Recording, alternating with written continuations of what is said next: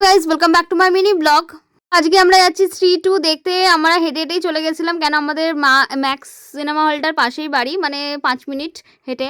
তো আমরা চলে গেছিলাম। তো আমি সকালবেলায় মর্নিংয়ে টিকিট কেটে নিয়েছি। আমরা আমি রাখি ডার্লিং আর রাখি ডার্লিংয়ের দুজন মেয়ে, আমরা 4জন গেছিলাম স্ত্রী 2 দেখতে।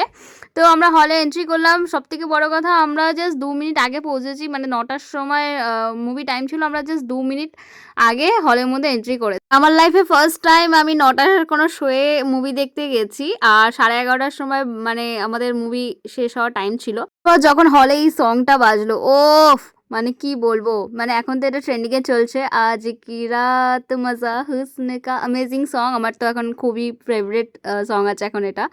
আর তারপরে এখানে অক্ষয় কুমারের একটা পার্ট দেখানো হয়েছে। হয়তো নেক্সট হচ্ছে আমরা স্মৃতি দেখতে পারবো 1 বছর বা 2 বছর পরেও, বা জানি না আবার কখন ওরা রিলিজ করে, কিন্তু মনে হলো যে স্মৃতি আসছে, ঠিক আছে। তো কেন কি এটা পুরো সাসপেন্সে মুভিটা, এই জায়গাটা শেষ হয়েছে। অক্ষয় কুমারের হয়তো নেক্সট কোনো পার্ট আছে মানে স্মৃতিতে। তো পর এখানে ভেরিয়া মুভির একটা সিন এখানে দেখানো হয়েছে, মানে বরুণ ধাওয়ানের এখানেও একটা পার্ট দেখানো হয়েছে।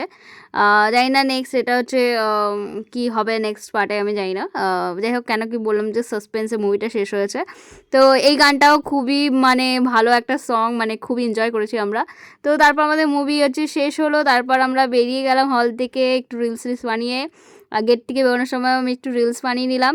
সবাই যেন আমার রিলস বানাতে কত ভালো লাগে। তো যাই হোক, তারপরে আমরা যখন হল থেকে বেরোলাম, আর ওখান থেকে মানে 11:30টার সময় কি ঝমঝম ঝমঝম করে বৃষ্টি পড়তে শুরু করে গেল। তারপরে আমরা বৃষ্টি ভিজতে ভিজতে একটা জায়গায় দাঁড়ালাম। বাকিদের মুখ দিয়ে শুনে নিই বৃষ্টি ভেজা এক্সপিরিয়েন্স।